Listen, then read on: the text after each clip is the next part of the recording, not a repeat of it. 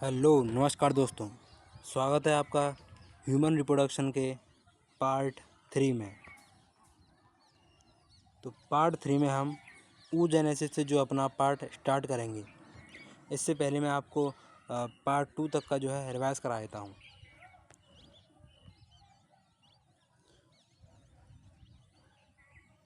तो पार्ट 2 में हमने फीमेल रिप्रोडक्टिव सिस्टम देखा था। फीमेल रिप्रोडक्टिव सिस्टम में जो थी ओवरीज थी, ovaries, oviduct, uterus, cervix, vagina और external genitalia with mammary glands.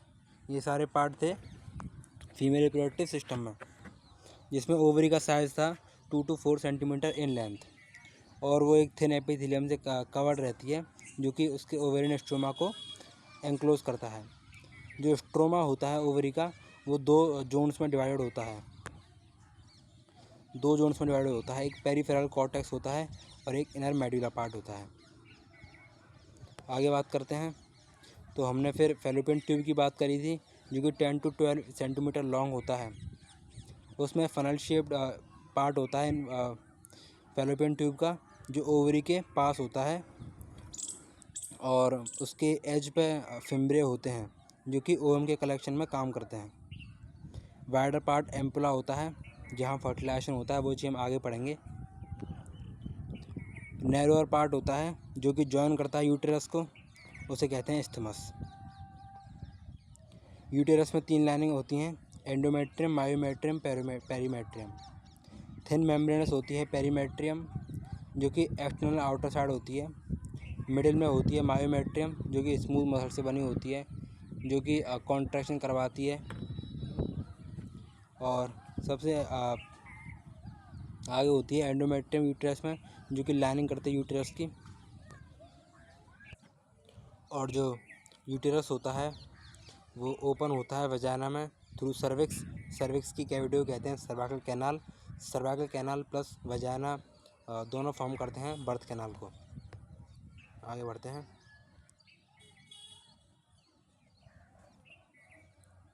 तो एक्सटर्नल जेनिटेलिया की बात करी थी हमने। एक मॉन्स प्यूबिस होता है, क्यूशन ऑफ फैटी एसिड होता है, जो कि कवर्ड रहता है बाय स्किन और प्यूबिक हेयर से। और लेबिया मेजोरा होता है, लेबिया माइनोरा होता है, जो कि टिश्यू होते हैं, फ्लैशी फोल्ड्स ऑफ टिश्यू होते हैं। लेबिया मेजोरा ऊपर होता है, उसके नीचे लेबिया माइनोरा होता है, और लेबिया माइनोरा की ऊपर जो है जॉइंट पर जहाँ जंक्शन होता है लेबिया माइनोरा का, वहाँ क्लिटोरिस होती है, टिनी फिंगर लाइक प्रोजेक्शन, जो कि प्लेजर फील कराने में भी हेल्प करती है। और हाइमन होती है, ओपनिंग ऑफ वेजाना के पे होती है, एक थिन मेम्ब्रेन कवरिंग होती है हाइमन, जो कि टॉर्न होती है ऑफन फर्स्ट इंटरकोर्स के दौरान, बट वैसे भी किसी फिजिकल एक्टिविटी की वजह से ये ब्रेक हो सकती है। तो ये एक रिलायबल इंडिकेटर नहीं है वर्जिनिटी का।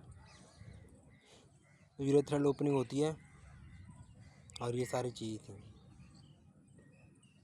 उसके बाद हमने मेमरी ग्लैंड में पढ़ा। तो मेमरी ग्लैंड में 15 to 20 मेमरी लोब होते हैं। ईच लोब में क्लस्टर ऑफ सेल्स होते हैं, जिन्हें अल्विलाई कहते हैं। उनके जो सेल्स हैं वो सिंथेसिस सीक्रेशन करते हैं मिल्क का। और फिर वो जो है, फिर मैंने आपको ट्रिक बताई थी अतदल जो मैंने ट्रिक बताई थी। ए माने होता है अल्वियोलाई। तो अल्वियोलाई जो है मेमरी ट्यूब्यूल्स में सीक्रेशन करते हैं, और several memory tubules from memory lobe से आते हैं, और वो मेमरी डक्ट का फॉर्मेशन करते हैं। और मेमरी डक्ट जो है मेमरी एम्पुला का फॉर्मेशन करती हैं। मेमरी एम्पुला होती है, वो लेक्टिफाइड डक्ट को जॉइन करती है, और वहाँ से निपल के थ्रू जो है बाहर जो है सीक्रेट होता है मिल्क। ये सारी चीज़ें हमने पढ़ी। फिर उसके बाद हमने गैमेटोजेनेसिस में स्पर्मेटोजेनेसिस पढ़ा। स्पर्मेटोजेनेसिस में सिंगुलर स्पर्मेटोगोनियम कहते हैं। तो कुछ सिलेक्टिव स्पर्मेटोगोनिया, जिनको हम प्राइमरी स्पर्मेटोसाइट्स बोल रहे थे, उनमें मियोटिक डिवीज़न होती है, मियोसिस होती है उनमें। मियोसिस के साथ जो फर्स्ट मियोसिस हो जाती है, तो हैप्लॉइड सेल्स बन जाते हैं, 2 इक्वली हैप्लॉइड सेल बन जाते हैं। जिन्हें सेकेंडरी स्पर्मेटोसाइट्स कहते हैं। सेकेंडरी स्पर्मेटोसाइट मियोसिस सेकंड करते हैं, जो सिमिलर होता है माइटोसिस के। तो 4 इक्वल हैप्लॉइड सेल्स बन जाते हैं, जिन्हें स्पर्मेटेड कहते हैं। स्पर्मेटेड स्पर्मेटोजोआ स्पर्म में कन्वर्ट होते हैं ड्यू टू स्पर्मियोजेनेसिस, और फिर वो एम्बाइड करे आते हैं सर्टोली सेल में फॉर न्यूट्रिशन। उसके बाद उनका वहाँ से सिक्रेशन होता है, इसे कहते हैं स्पर्मिएशन।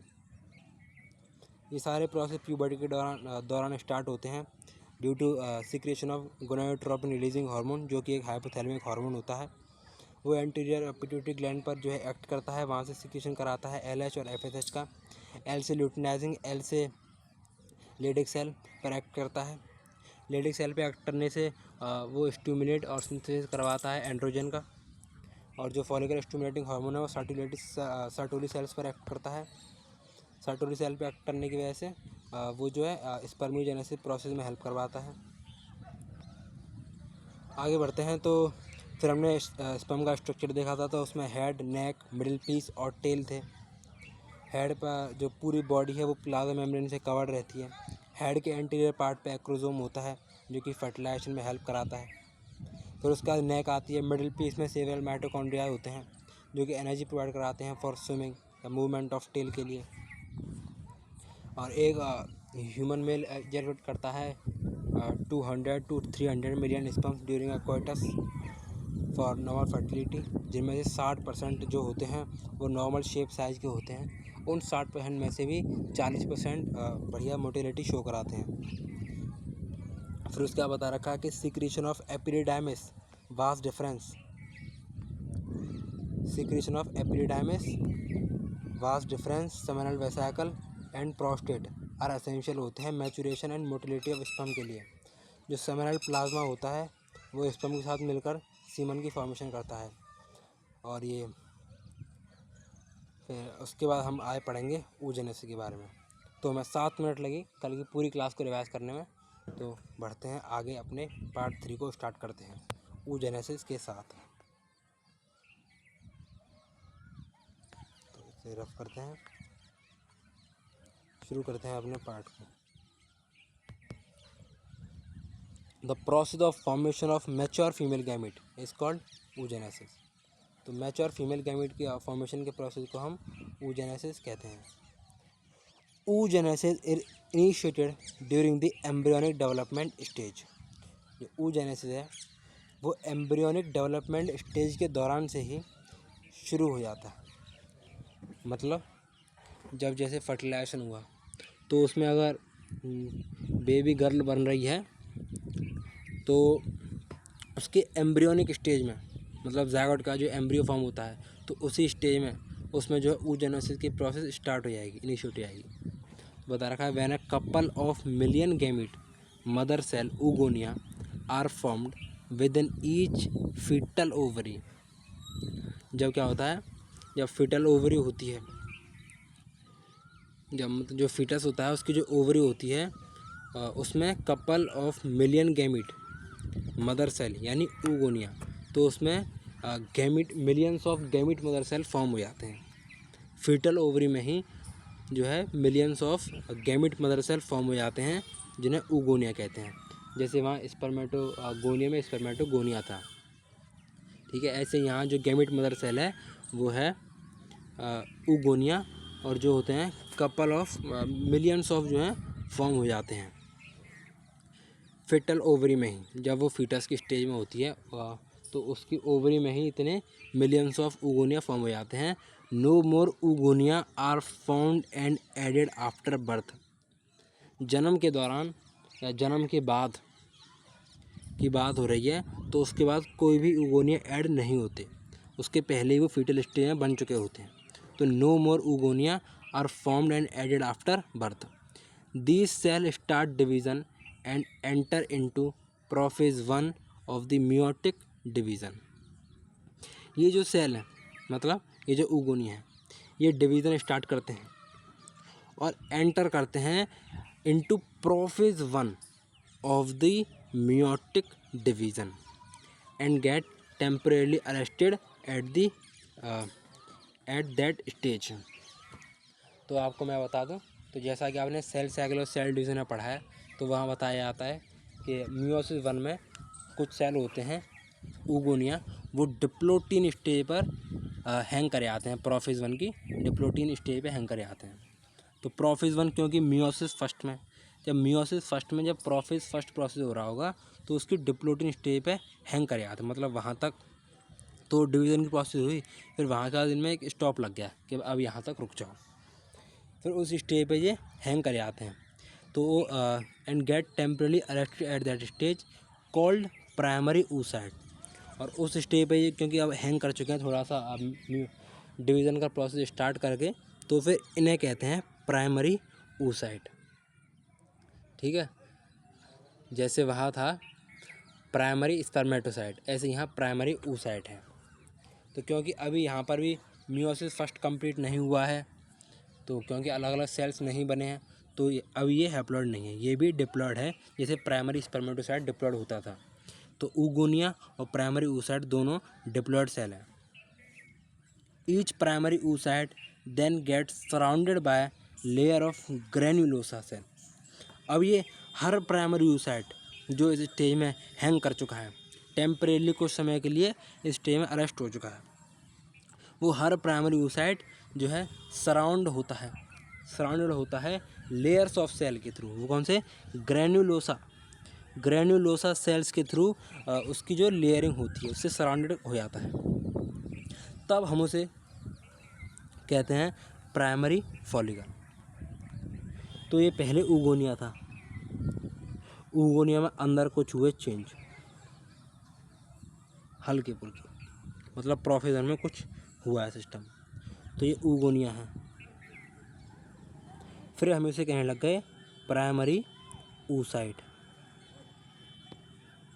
फिर हमने इसे प्राइमरी oocyte कहा। फिर इसके ऊपर प्राइमरी oocyte के ऊपर जो है कुछ लेयर ऑफ ग्रेन्युलोसा सेल जो है आ गई।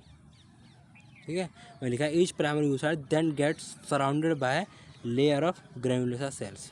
तो ये ग्रेन्युलोसा सेल्स की लेयर से सराउंड कर गई, तब इसे कहेंगे प्राइमरी फॉलिकल। तो होप आप इतनी बात समझ चुके होंगे। आगे बढ़ते हैं।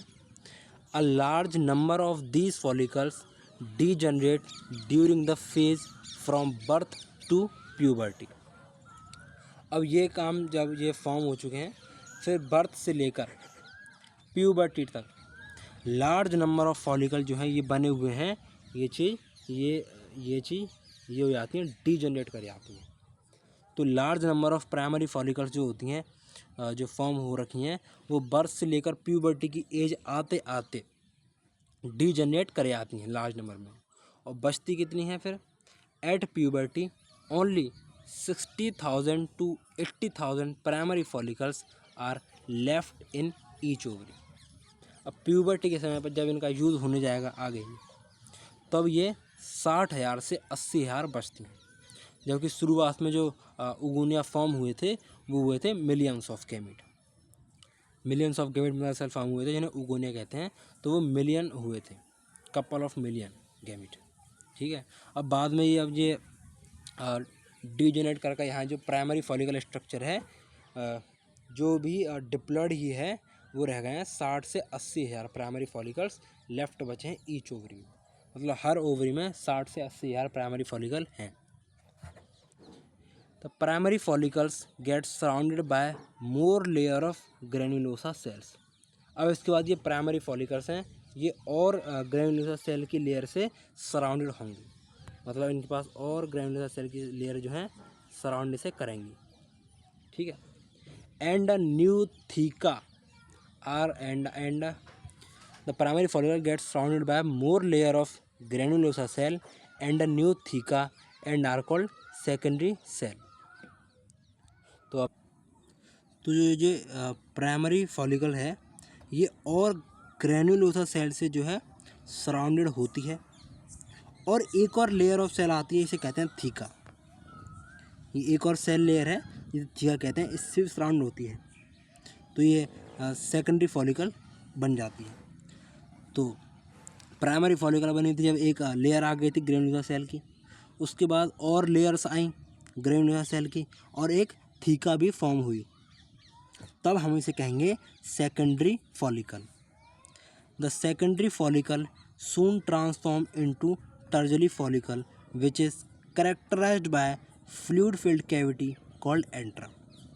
तो अब इसमें फर्दर डेवलपमेंट होते हैं और जो सेकेंडरी फॉलिकल है वो टर्जरी फॉलिकल में ट्रांसफॉर्म जो है हो जाती है। अब पता कैसे चलता है कि जो सेकेंडरी फॉलिकल है वो टर्जरी फॉलिकल में ट्रांसफॉर्म हो गई है? तो उस चीज़ की कैरेक्टरिफिकेशन होती है कि उसमें एक फ्लूइड फिल्ड कैविटी आ जाती है। टर्जरी फॉलिकल में एक फ्लूइड फिल्ड कैविटी आ जाती है, एक फ्लूइड से भरी हुई कैविटी खाली जगह आती है जिसे एंट्रम कहते हैं। तो इस चीज़ से उसकी कैरेक्टराइजेशन हो जाती है टर्जरी फॉलिकल की, क्योंकि उसमें फ्लूइड फिल्ड कैविटी आ चुकी है जिसे एंट्रम कहते हैं, तब उसे टर्जरी फॉलिकल कहते हैं। The theca layer is organised into an inner theca interna. तो बताएं जो थीका लेयर होती है जो फॉर्म हुई थी सेकेंडरी फॉलिकल में ही फॉर्म हो चुकी है, वो दो भागों में डिवाइड है। जो अंदर वाली लेयर है उसे थीका इंटरना कहते हैं और जो बाहर वाली लेयर है उसे थीका एक्सटर्ना कहते हैं। तो वही चीज़ बता रखी है कि the theca layer is organised into an inner that is theca interna and outer that is theca externa. तो जो थीका लेयर है वो दो लेयर्स में डिवाइड है। जो अंदर वाली है उसे थीका इंटरना कहेंगे और जो बाहर वाली है उसे थीका एक्सटर्ना कहेंगे। It is important to draw your attention that it is at this stage that the primary oocyte within the tertiary follicle grows in size and complete its first meiotic division। तो भाई यहाँ इस stage पर ध्यान दो कि ये वही स्टेज है that it is at this stage जहाँ पर जो प्राइमरी oocyte है, क्योंकि ये सारी चीज़ किसके ऊपर हो रही है? प्राइमरी oocyte के ऊपर हो रही हैं। प्राइमरी oocyte के ऊपर ग्रेनुलर सेल आई तो वो प्राइमरी फॉलिकल बनी, और ग्रेनुलर सेल और जो है थीका आई तो सेकेंडरी फॉलिकल बनी, और उसमें फ्लूइड फिल्ड कैविटी और डेवलपमेंट हुए तो टर्जरी फॉलिकल बनी। तो इस स्टेज के आते आते, ठीक है, कौन स्टेज हो रही है? तो हमने पढ़ाया थीका जो मतलब टर्जरी स्टेज के जो कंप्लीट होने के साथ आते आते कि यहाँ जो प्राइमरी oocyte थी टर्जरी फॉलिकल में वो अपने साइज में ग्रो कर जाती है और अपनी फर्स्ट मियोटिक डिवीज़न को कंप्लीट करती है। तो इसी स्टेज तक आते आते टर्जरी फॉलिकल जब बनता है तो जब तक ये जो है टर्जरी फॉलिकल वाली स्टेज में ही अपनी जो है साइज को ग्रो कर चुकी होती है और अपनी फर्स्ट मियोटिक डिवीज़न जो है कंप्लीट कर चुकी होती है। It is an unequal division, ये एक अनइक्वल डिवीज़न होती है resulting in the formation of large haploid secondary oocyte and tiny first polar body. अब जैसा कि हमने देखा था प्राइमरी स्पर्मेटोसाइट में, तो वहाँ जब वो मियोसिस 1 कर रहा था तो equal and haploid cell form कर रहा था, मतलब वहाँ इक्वल डिवीज़न हो रही थी, वहाँ दो इक्वल सेल और हैप्लॉइड सेल्स जो है फॉर्म हो रही थी। बट यहाँ क्या बता रखा है कि यहाँ ये एक अनइक्वल डिवीज़न है, ये इक्वल डिवीज़न नहीं है, यहाँ ये एक अनइक्वल डिवीज़न है जिसमें हमें क्या रिजल्ट मिल रहा है कि एक तो लार्ज हैप्लॉइड सेकेंडरी oocyte मिल रहा है। क्या मिल रहा है?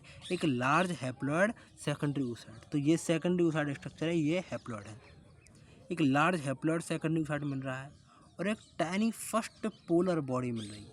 मतलब एक तो प्रॉपर मिला लार्ज हैप्लॉइड सेकेंडरी oocyte और एक टाइनी सी जो है पोलर बॉडी मिल गई। तो ऐसे करके मियोसिस तो हुआ, यहाँ पर जो हमें चीज़ चाहिए थी उसमें जो क्रोमोसोम नंबर है वो हाफ भी हुआ, बड़ी दूसरा सेल है मतलब वो अनइक्वल आए, तो ये टाइनी फर्स्ट पोलर बॉडी कहते हैं इसको। बात करते हैं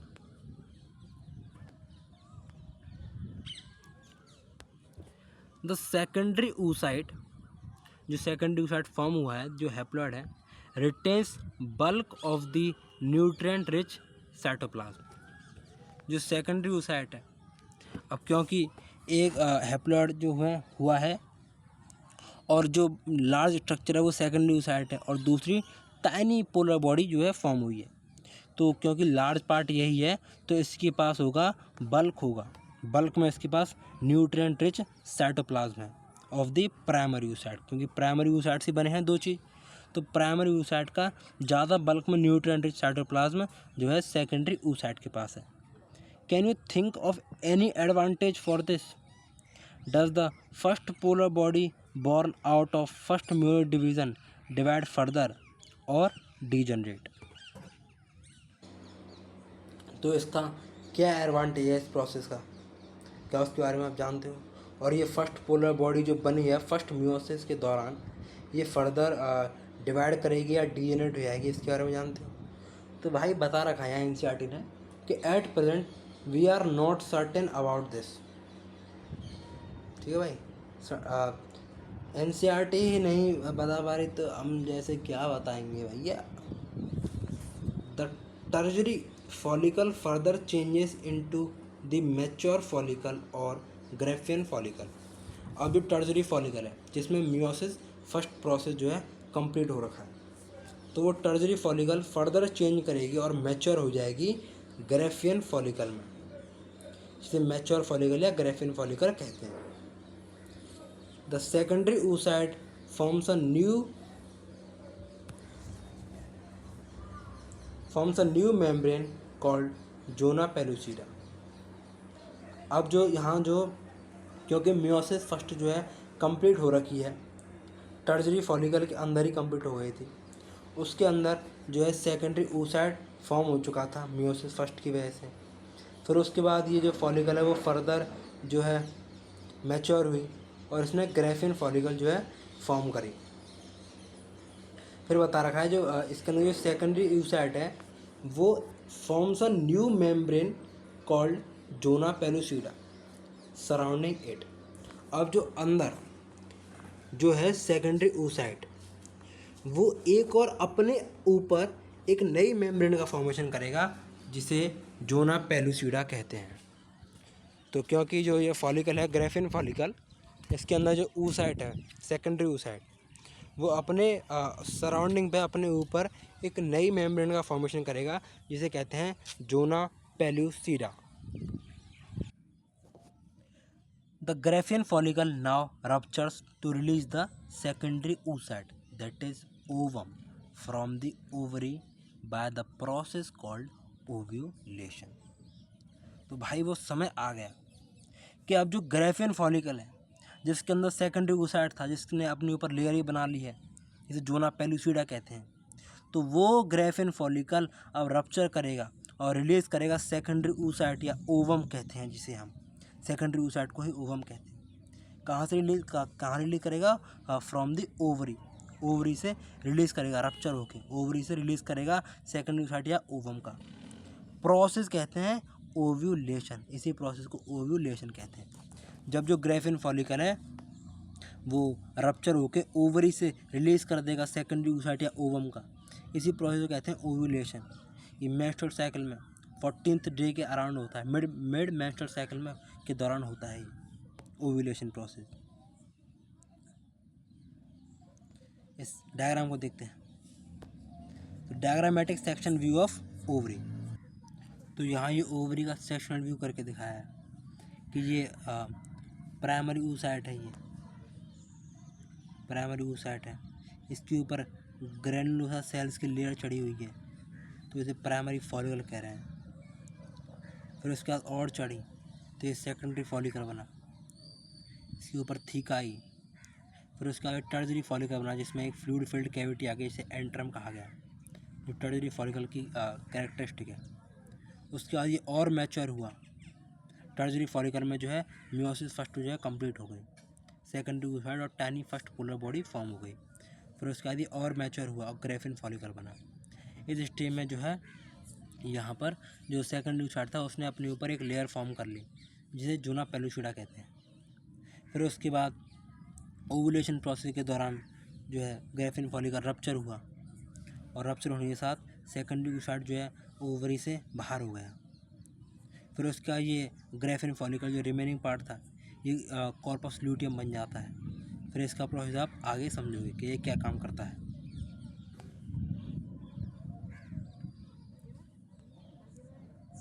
can you identify major differences between spermatogenesis and oogenesis? तो भाई स्पर्मेटोजेनेसिस और oogenesis में डिफरेंस आइडेंटिफाई करने कह रहा है। A diagrammatic representation of spermatogenesis and oogenesis given below। एक डायग्रामेटिक रिप्रेजेंटेशन यहाँ दी हुई है नीचे।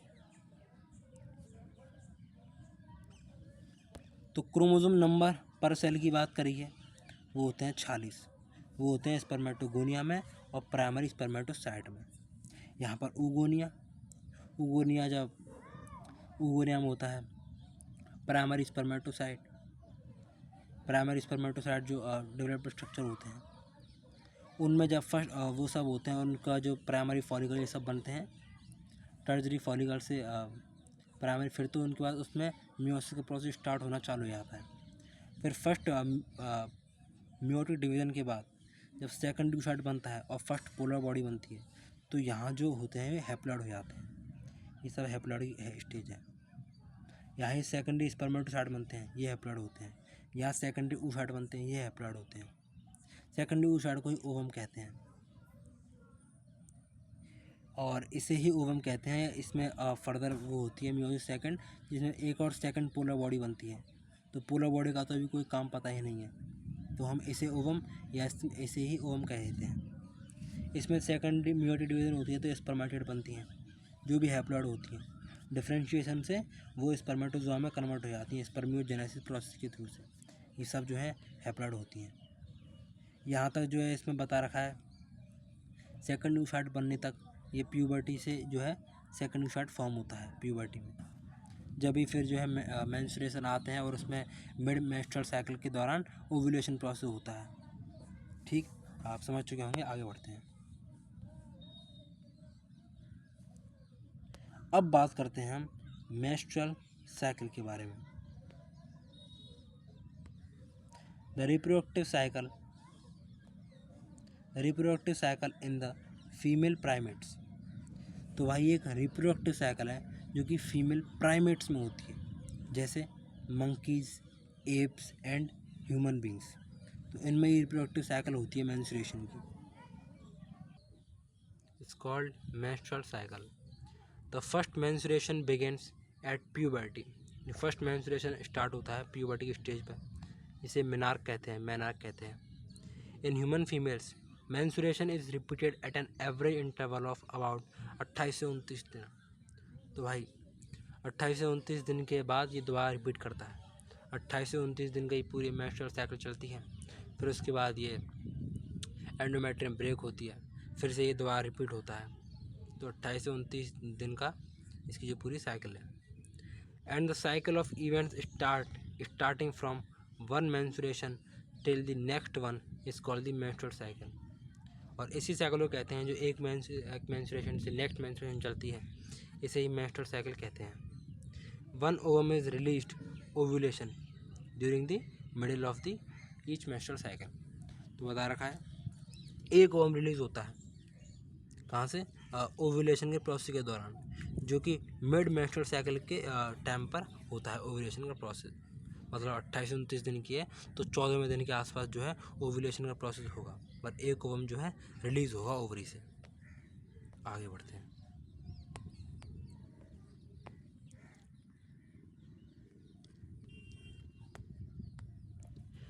Of each menstrual cycle, mid of each menstrual cycle जो है वन ओवम रिलीज होगा। The major events of the menstrual cycle are shown in figure. तो इस फिगर में जो मेजर इवेंट दिखा रखे हैं, इस फिगर को हम बाद में समझेंगे। The cycle starts with the menstrual phase. जो साइकिल है वो मेंस्ट्रुअल फेज के साथ स्टार्ट होती है। तो मेंस्ट्रुअल फेज कौन सा होता है, जब मेंस्ट्रुअल फ्लो होता है। ये 3 से 5 दिन का फेज होता है, जिस फेज पे एंडोमेट्रियम जो है यूट्रस की जो लाइनिंग होती है वो ब्रेक हो रही होती है। तो मेंस्ट्रुअल फ्लो होता है इस टाइम पर। The menstrual flow result due to break down of endometrium lining of the uterus. तो ये एंडोमेट्रियम लाइनिंग हो रखी होती है यूट्रस में, उसके ब्रेक डाउन की वजह से ही मेंस्ट्रुअल फ्लो होता है। जब वो टूटती है, वो ब्लड वेसल्स और हिस्टियों की तो बनी होती है, ब्लड वेसल्स ब्लड हिस्टियों की बनी होती है, वो टूटती है तो ये फ्लो होता है। इसे मेंस्ट्रुअल फ्लो कहते हैं। ये 3 से 5 दिन का फेज होता है। And it's blood vessels which forms liquid that comes out through vagina. और जो ब्लड वेसल जो लिक्विड फॉर्म में कन्वर्ट हो जाती हैं वो कम्स आउट थ्रू वजाना, वो वजाना के थ्रू बाहर आती हैं, फ्लो होता है। Menstruation only occurs if the released ovum is not fertilised. तो भाई जो मेंस्ट्रुएशन का प्रोसेस है वो जब ही होता है जब जो रिलीज्ड ओवम है, जो रिलीज्ड ओवम है वो फर्टिलाइज जो है नहीं हुआ है। मतलब जो ओवरी से जो सेकेंडरी oocyte या ओवम निकला है वो फर्टिलाइज जो है नहीं हुआ है, तो उस दौरान जो है मेंस्ट्रुएशन प्रोसेस होता है। एंडोमेट्रियल लाइनिंग ब्रेक होती है, क्योंकि एंडोमेट्रियल लाइनिंग इम्प्लांटेशन के लिए होती है। जब ओव्यूलेशन नहीं हुआ तो इम्प्लांटेशन किसका होगा, तो वो ब्रेक होती है, फिर उसके बाद नहीं बनती है। Lack of menstruation may be indicative of pregnancy. तो अगर मेंस्ट्रुएशन नहीं आ रहे तो इससे ये अंदाजा लगाया जा सकता है कि जो लड़की है वो प्रेग्नेंट है, वो प्रेगनेंसी का इंडिकेटिव है। क्योंकि हो सकता है मेंस्ट्रुएशन इसलिए नहीं आ रहा क्योंकि जो ओवम है वो फर्टिलाइज हो चुका हो, स्पर्म से फर्टिलाइज हो चुका हो, तो फिर उसकी इम्प्लांटेशन की वजह से अब जो है मेंस्ट्रुएशन नहीं हो रहा। तो ये इंडिकेटिव होता है प्रेगनेंसी का lack of menstruation. May be, यहाँ लिखा हुआ है मे बी, हो भी सकता है, ज़रूरी नहीं है। However it may also be cause due to some other underlying causes. ये और भी परेशानियों की वजह से मेंस्ट्रुएशन नहीं आए, ऐसा भी हो सकता है। जैसे स्ट्रेस, ज़्यादा स्ट्रेस लेने की वजह से हो सकता है कि मेंस्ट्रुएशन साइकिल में दिक्कत आ जाए, कि मेंस्ट्रुएशन नहीं आ रहा। पुअर हेल्थ कंडीशन ख़राब है। The menstrual phase is followed by the follicular phase. जो मेंस्ट्रुअल फेज है वो फॉलिकुलर फेज को फॉलो करती है। तो ये मेंस्ट्रुअल फेज आता है, इसके बाद आती है फॉलिक्यूलर फेज। तो जैसा कि यहाँ दिखाया हुआ है, ये मेंस्ट्रुएशन हो रखा है, मेंस्ट्रुएशन प्रोसेस हो रहा है, यहाँ पर ये डिजेनरेट हो रही है। उसके बाद आता है फॉलिकुलर फेज, जिसे प्रोलिफेरेटिव फेज भी कहते हैं। तो उसके बाद आता है ये, क्योंकि 3 से 5 दिन का है, उसके बाद फॉलिकुलर फेज या प्रोलिफेरेटिव फेज आता है। मैं बता रखा है यहाँ कि जो मेंस्ट्रुअल फेज है is followed by follicular phase. During this phase, इस फेज के दौरान, मतलब फॉलिकुलर फेज की बात हो रही है, the primary follicles in the ovary grow to become a fully mature Graafian follicle. तो इस टाइम पे जैसे हम जानते हैं जो प्राइमरी फॉलिकल्स थी वो ग्रो करती है और बनती है ग्रेफिन फॉलिकल, फिर बनती है उसमें प्राइमरी, सेकेंडरी, टर्जरी, फिर ग्रेफिन फॉलिकल। ये सब ऐसे इस टाइम पे जो है ओवरी का जो है ग्रोन प्रोसेस होता है। तो primary follicle in the ovary grow to become a fully mature Graafian follicle and simultaneously the endometrium of uterus regenerates through proliferation.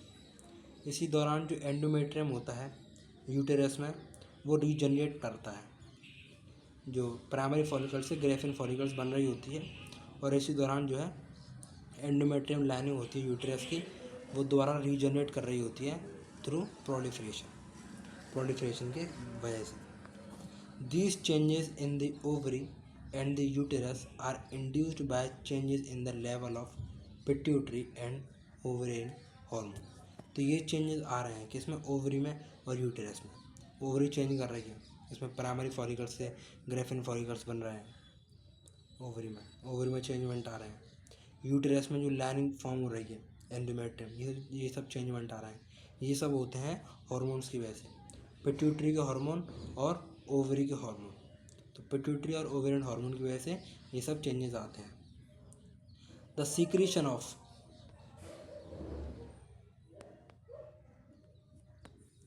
Gonadotropins. तो गोनाडोट्रोपिन की जैसे मैंने बात करी है, LH और FSH होते हैं। तो हमें LH और FSH का काम मेल में पता है क्या था, L से ल्यूटिनाइजिंग और L से लेडिक सेल वर्क करता है, और FSH सर्टोरी सेल पर वर्क करता है। यहाँ जो होते हैं सिक्रेशन ऑफ गोनाडोट्रोपिन जैसे LH और FSH increases gradually during the follicular phase. ये इंक्रीज करते हैं फॉलिकुलर फेज के दौरान, and stimulates follicular development as well as secretion of oestrogen by the growing follicles. तो ये फॉलिकुलर फेज के दौरान LH और FSH का जो लेवल है वो इंक्रीज़ करता है, वो ऊपर जाता है, वो इंक्रीमेंट में होता है और वो स्टिमुलेट करता है फॉलिकुलर डेवलपमेंट को। और क्योंकि फॉलिकुलर फेज के दौरान है तो फॉलिकुलर डेवलपमेंट को भी स्टिमुलेट कर रहा होगा। As well as secretion of oestrogen by the growing follicle. और जो ग्रोइंग फॉलिकल फॉर्म हो रही है उससे ईस्ट्रोजन का भी सीक्रेशन कराता है। ठीक है, तो ईस्ट्रोजन फीमेल हार्मोन होता है, मतलब मेन जो काम करवाता है और सारे वो सब ईस्ट्रोजन करवाता है। तो LH एंड FSH जो दो हार्मोन है गोनाडोट्रोपिन्स, वो फॉलिकुलर फेज के दौरान इंक्रीज करते हैं। और पहली बार तो जो प्राइमरी फॉलिकुलर जो डेवलप करेगी तो फॉलिकुलर डेवलपमेंट में स्टिमुलेट करते हैं उसको।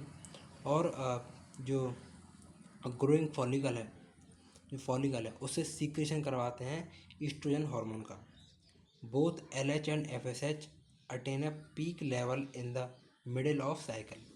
तो साइकिल के मिडिल में, मतलब मिड ऑफ मेंस्ट्रुअल साइकिल के दौरान, यानी 14th डे के अराउंड, अबाउट 14th डे, ये जो LH और FSH का लेवल होता है वो मैक्सिमम होता है। LH और FSH का लेवल जो है पीक पर होता है 14th डे के अराउंड। 14th डे के अराउंड LH और FSH का लेवल जो है पीक पर होता है। तो वही बात लिखी हुई है, both LH and FSH attain a peak level at the middle of cycle about 14th day. Rapid secretion of LH, तो यहाँ लिखा हुआ है rapid secretion of LH leading to its maximum level during the mid cycle called LH surge induces rupture of Graafian follicle. तो LH और FSH तो mid peak पर होते ही, पर यहाँ LH के बारे में खासकर बात करेगी कि इसका जो रैपिड सिक्रेशन होता है वो एक मैक्सिमम लेवल पर पहुँचता है मिड साइकिल के दौरान। और LH सर्ज होता है, LH सर्ज, LH की जो इंक्रीज हुई है उसकी वजह से इंड्यूस होता है प्रोसेस, रप्चर होती है ग्रेफिन फॉलिकल। जो ग्रेफिन फॉलिकल होती है वो ब्रेक होती है, वो रप्चर होती है, वो फट जाती है। इसी की वजह से LH सर्ज की वजह से LH जो है पीक लेवल पर पहुंचने की वजह से ग्रेफिन फॉलिकल को रप्चर करवा देता है, जिसकी वजह से ओवम का रिलीज हो जाता है और ओव्यूलेशन प्रोसेस होता है। द ओव्यूलेशन, जो कि ओव्यूलेटरी फेज पर होता है, is followed by the luteal phase. तो क्योंकि ओव्यूलेशन होता है ओव्यूलेटरी फेज, उसके बाद आती है फॉलोड बाय ल्यूटियल फेज। उसके बाद ल्यूटियल फेज आती है ओव्यूलेटरी फेज के बाद, जिसमें ओव्यूलेशन प्रोसेस हुआ है उसके बाद ल्यूटियल फेज आती है।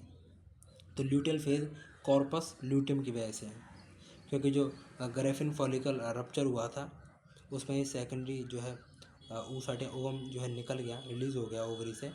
उसके बाद जो बचा हुआ ग्रेफिन फॉलिकल है वो फॉर्म बन जाता है कॉर्पस ल्यूटियम। तो फिर क्योंकि कॉर्पस ल्यूटियम बन चुका है तो ल्यूटियल फेज जो है स्टार्ट हो जाती है और ओव्यूलेटरी फेज ख़त्म हो जाती है, during which the remaining parts of the Graafian follicle transforms as the corpus luteum. तो इस फेज़ के दौरान जो कॉर्पस ग्रेफिन फॉलिकल के जो रिमेनिंग पार्ट हैं वो ट्रांसफॉर्म कर जाते हैं और बन जाते हैं corpus luteum. The corpus luteum secrets large amount of progesterone which is essential for maintenance of the endometrium. तो जो कॉर्पस ल्यूटियम बना है, ये बात बहुत याद रखनी है, ये जो कॉर्पस ल्यूटियम बना है ये large amount of progesterone secret करता है। ये कॉर्पस ल्यूटियम बहुत अहम रोल निभाता है, ये large amount of progesterone secret करता है। और प्रोजेस्टेरॉन क्या करता है, मेंटेन करता है एंडोमेट्रियम को, वो मेंटेन करके रखता है एंडोमेट्रियम को कि और जो है इंतहा करे कि जो है फर्टिलाइजेशन हो जाए, तो फिर ये और जो है टिका रहेगा और एंडोमेट्रियम को मेंटेन करता रहेगा इम्प्लांटेशन के लिए। Such an endometrium is necessary for implantation, जो एंडोमेट्रियम इम्प्लांटेशन के नेसेसरी है। तो कॉर्पस ल्यूटियम लार्ज अमाउंट में प्रोजेस्टेरॉन को सीक्रेट करता है और प्रोजेस्टेरॉन मेंटेन करता है एंडोमेट्रियम को of the implantation of the fertilised ovum and other events of pregnancy को भी मेंटेन करता है। कौन, progesterone. During pregnancy all events of the menstrual cycle stop and there is no menstruation. Pregnancy के दौरान जो सभी इवेंट्स हैं मेंस्ट्रुअल साइकिल के वो स्टॉप हो जाते हैं और कोई मेंस्ट्रुएशन नहीं होता। मेंस्ट्रुएशन क्या होता है, मेंस्ट्रुअल फ्लो होता है, तो कोई मेंस्ट्रुअल फ्लो नहीं होता, क्योंकि जो एंडोमेट्रियम है वो ऐसे ही बनी रहती है प्रोजेस्टेरोन हार्मोन की वजह से, और उसमें इम्प्लांटेशन हो जाती है, तो कोई मेंस्ट्रुएशन प्रोसेस नहीं होता प्रेगनेंसी के दौरान।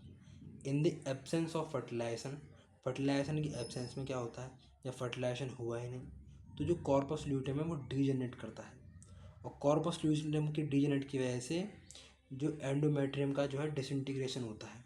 क्यों होता है, क्योंकि एंडोमेट्रियम को संभाल रहा था प्रोजेस्टेरोन हार्मोन, और प्रोजेस्टेरोन हार्मोन लार्ज अमाउंट में सीक्रेट कौन कर रहा था, कॉर्पस ल्यूटेम।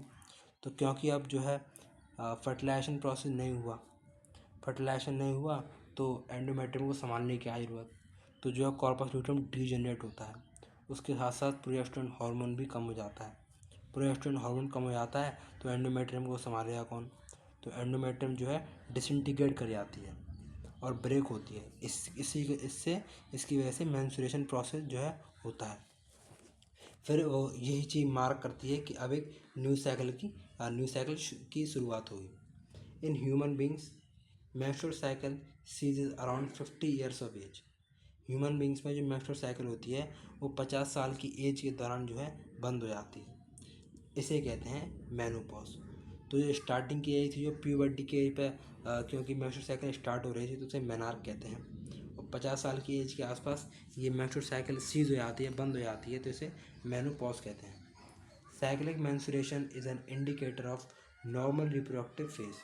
जो साइक्लिक मेंस्ट्रुएशन है वो नॉर्मल रिप्रोडक्टिव फेज का इंडिकेटर है, और ये एक्सटेंड रहता है बिटवीन मेनार्क से मेनोपॉज तक ये चलता है, स्टार्टिंग टू एंड तक ये चलता रहता है लगातार। तो एक बार इस डायग्राम को देखते हैं।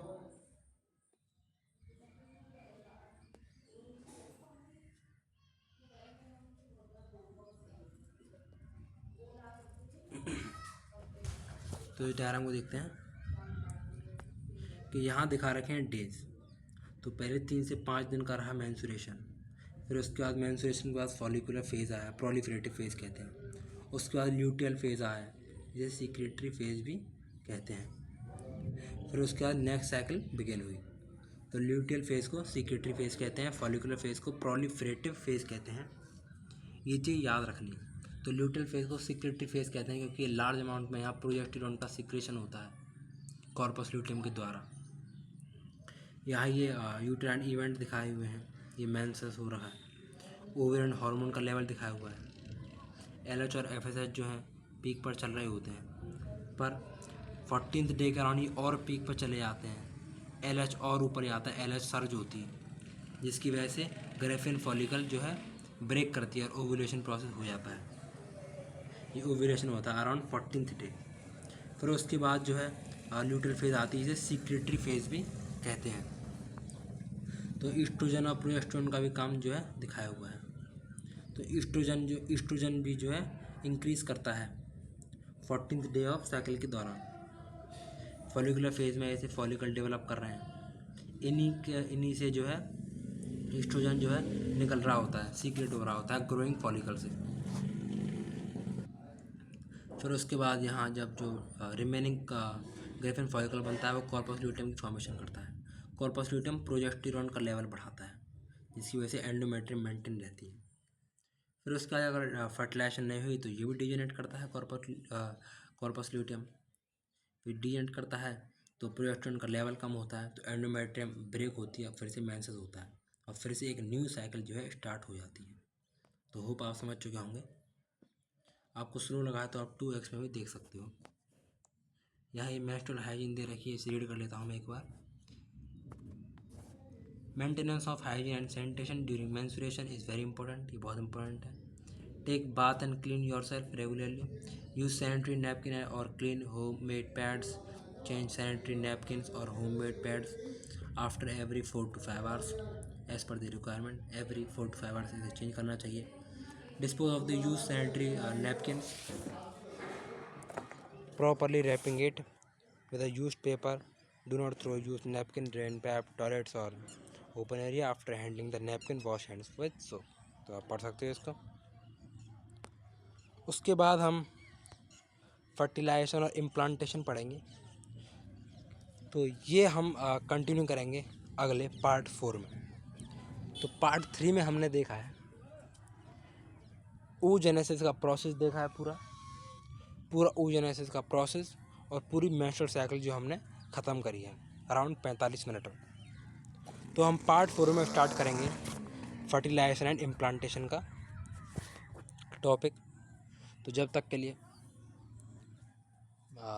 थैंक यू, मिलते हैं नेक्स्ट वीडियो के साथ। थैंक यू, धन्यवाद।